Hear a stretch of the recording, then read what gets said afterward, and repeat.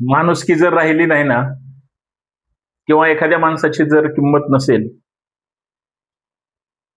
किंवा ठरवलेलंच असतं की आपण एखाद्याला रिस्पेक्ट द्यायचा नाही, त्यावेळेस माणसं इतकी पळवाट शोधतात. आणि मग तुम्ही काहीही करत असू द्या किंवा काही नसू द्या, आपल्या आडमुठ्या धोरणामुळं आपण काय नुकसान करून घेतोय किंवा नुकसान करतोय हे एखाद्या व्यक्तीला कळत नाही. वेळ गेल्यानंतर म्हणजे वेळ निघून गेली आणि नंतर अक्कल आली, त्याचा काही उपयोग होत नसतो. तसं आपण कितीही नालायक, मूर्ख किंवा बेजबाबदार जरी असलो तरी आपल्याला आपलंच खरं वाटतं, दुसऱ्याचं ज्यावेळेस चुकीचं आणि खोटं वाटतं त्यावेळेस एक गोष्ट लक्षात घ्यायची की आपण सगळा तमाशा बघायचा, शांत राहायचं, पण असा घाव घालायचा की त्यांच्या पुढच्या 7 पिढ्यांनी त्याची आठवण केली पाहिजे. त्याचं कारण असं आहे, कुठल्याही गोष्टीला ऍक्शनला रिॲक्शन जर देत बसलो, आपला वेळ जातो, आपली बुद्धी खर्च होते, विनाकारण आपल्याला मानसिक त्रास होतो, आणि सगळ्यात महत्वाचं, आपलं जे टार्गेट अचीव्ह करण्याचं ध्येय असतं आपण तिथून भरकटतो.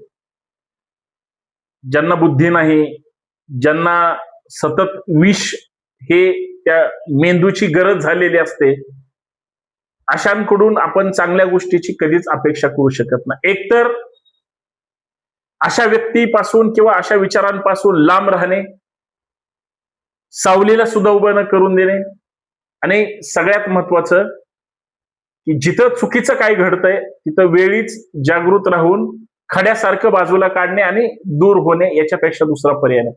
काय करू शकतो आपण? बघा, तुम्ही एखाद्या रस्त्याने प्रवास करा आणि एखादं शेण आलं असेल किंवा पाऊस पडलेला असतो, एखाद्या रस्त्यावर पाणी असतं, तुम्ही शेणात दगड मारला काय किंवा शेण तुमच्या अंगावर उडून आलं काय, नुकसान कुणाचं आहे? शेणाचं आहे का? रस्त्याला खड्डा साचला आणि तो छोटा खड्डा आहे मोठा खड्डा आहे माहित नाही, आणि तुम्ही त्या खड्ड्यात पाय टाकला, खड्ड्याचं नुकसान आहे का? एक तर तुम्ही खड्ड्यात पडाल, नाहीतर तुमचे कपडे किंवा जे काही दुर्घटना घडली किंवा होऊ नये यासाठी तुम्हाला ती काळजी घ्यावी लागते. तसंच आहे ते, तुम्ही खड्ड्याशी भांडत बसू शकत नाही, खड्डे बुजवले पाहिजे याच्यासाठी तुम्ही काहीतरी कारवाई म्हणजे त्या दृष्टिकोनातून विचार करू शकता. किंवा आपला पाय शेणात पडणार नाही तर आपण बाजूला पाय टाकला पाहिजे किंवा त्या याला जायचंच नाही, असं ज्यावेळेस आपण ठरवतो. बघा, माणूस आहे, हे व्यक्ती ही अशी घडलेली आहे. म्हणून मी मगाशी जे म्हणलं ना, चांगलं करायचं असेल तर ती रेष मोठी ओढावी लागेल, काहीच करायचं नसेल तर रेषेच ओढायची नसते. किंवा तुमची रेष कितीही चांगली ओढण्याचा प्रयत्न केला आणि मध्ये पुसली, एका रेषेच्या लगेच 2 तुकडे व्हायला वेळ लागत नाही. हे सगळं इतकं कॉम्प्लिकेटेड झालेलं आहे, तरी सुद्धा त्याच्यातून काही गोष्टी ह्या साधर्म केल्या पाहिजेत, आणि त्याला 2-3 पर्याय आहेत. मला असं वाटतं त्या दृष्टिकोनातून त्याच्यावर म्हणजे मनमोकळेपणाने काही गोष्टी बोलल्या पाहिजेत, म्हणून चर्चा करूया. सर्वांना नमस्कार, जय शिवराय. मी संतोष शिंदे, पुण्यातून चर्चा करतोय. विनंती एवढीच आहे, हा व्हिडिओ शेवटपर्यंत पहा, जास्तीत जास्त व्हिडिओ शेअर करा, पटलं तर शेअर करा. इतरही व्हिडिओ असतात, वाटलं तर पाहत चला. कमेंट करायला विसरू नका आणि चॅनल सबस्क्राईब करा. ज्यांना सध्या चांगल्या विचाराची गरज आहे त्यांच्यापर्यंत हा व्हिडिओ पाठवला गेला पाहिजे. एखादी गोष्ट ताणून धरण्यात किंवा तुम्हाला सतत डॉमिनेट करण्यात ज्यांना आनंद मिळत असेल किंवा मिळतो, समजायचं तुम्हाला संपवण्याचा कार्यक्रम किंवा डॉमिनेट करण्याचा कार्यक्रम किंवा एक संघटित टोळी असते, एकाचा मेंदू तिथं नसतो चालत, किंवा स्वतःच्या विचाराने नसतं काहीतरी होत. जसं कोविड मध्ये आला होता, एक विषाणू होता का? ते कित्येक विषाणू असतात आणि त्या गटाचे विषाणू ज्यावेळेस ते एकत्र येतात त्यावेळेस एक मोठा विषाणू तयार होतो आणि त्या विषाणूची इतकी ताकद असते की समोर पर्वत जरी आला तरी त्याला उद्ध्वस्त करण्याची ताकद त्या विषाणूत असते. आता त्या विषाणूपासून वाचण्यासाठी सुद्धा काही प्रक्रिया असतात. मला असं वाटतं की जर तुम्ही म्हणजे डॉमिनेटिंग पर्सन म्हणूनच तुमच्याकडे जर पाहिलं जात असेल, ऍज अ हेट पर्सन म्हणून तुमच्याकडे पाहिलं जात असेल, दुष्भावनेने तुमच्याकडे जर पाहिलं जात असेल, तर तुम्ही एक गोष्ट समजून घ्यायची, एक तर तुम्ही बरोबर आहे किंवा तुम्ही चुकीचे किंवा तुम्हाला तुमचा मार्ग खडतर आहे. आता काय करावं लागेल? टोकाचा निर्णय घेणे, माणसं तोडणे किंवा त्यांच्यापासून सावध राहणे हा सगळ्यात एक मार्ग. दुसरा, चर्चा न करणे. हे बघा काय असतं की काही अंशी काही गोष्टी ह्या म्हणजे इतक्या भयानक असतात की तुम्ही त्याला टाळू शकत नाही. म्हणजे आंब्याचा सीझन आहे किंवा कांदे असतील, एक जरी नासका त्याच्यामध्ये प्रवेश केला तर ते सगळे नासवून टाकणार, खराब होणार ते. कालपर्यंत नव्हतं, मग आज कसं काय झालं? हा ज्यावेळेस आपण विचार करतो, अहो नाही आम्ही तसं केलेलंच नाही, कारण ते सगळं चांगलं होतं असं जरी म्हणलं तरी नासणारं नासवणाऱ्याला बरोबर नासवतं. तो कांदा असो किंवा आंबा असो किंवा माणसाचे विचार असो. मग आता याच्यातून हा जो दुसरा मुद्दा आहे, याच्यातून काय आपण बोध घेतला पाहिजे? नाशवंतच गोष्टी जर आपण वेळोवेळी त्याला जे जे अपेक्षित आहे ती हवा देण्याचा प्रयत्न केला तर नासणार नाही, लक्षात ठेवा. आणि तिसरा सगळ्यात महत्वाचा, माझं वैयक्तिक असं मत आहे,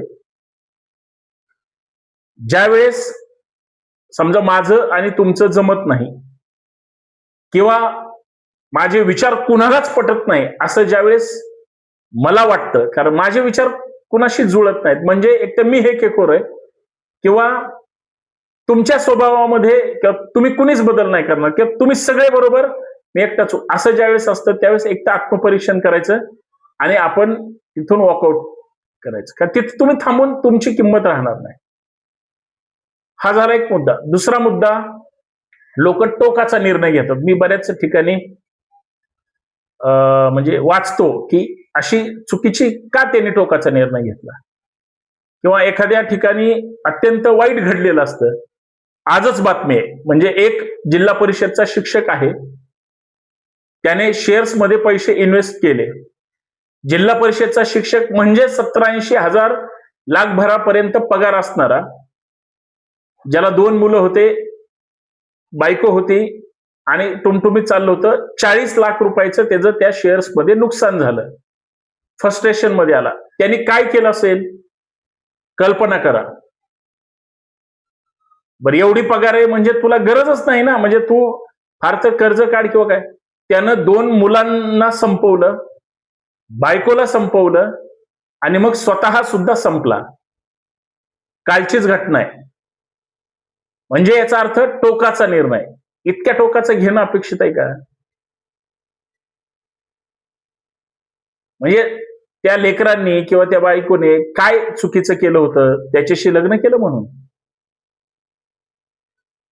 ज्या लहान कोवळ्या मुलाने अजून आयुष्य पण म्हणजे काय असतं हे ज्यांना माहित नाही, किंवा त्या बायको म्हणणारीनं तिला तिचं आयुष्य सगळं घालवायचं होतं, संपवलं त्याने त्यांना. टोकाचा निर्णय घेतला आणि स्वतःही संपला. आणि जरी समजा तो वाचला असता तरी कायद्याने त्याला संपवलंच असतं, म्हणजे त्याला पनिशमेंट होणारच होती. म्हणजे याचा अर्थ असा आहे, तुम्हाला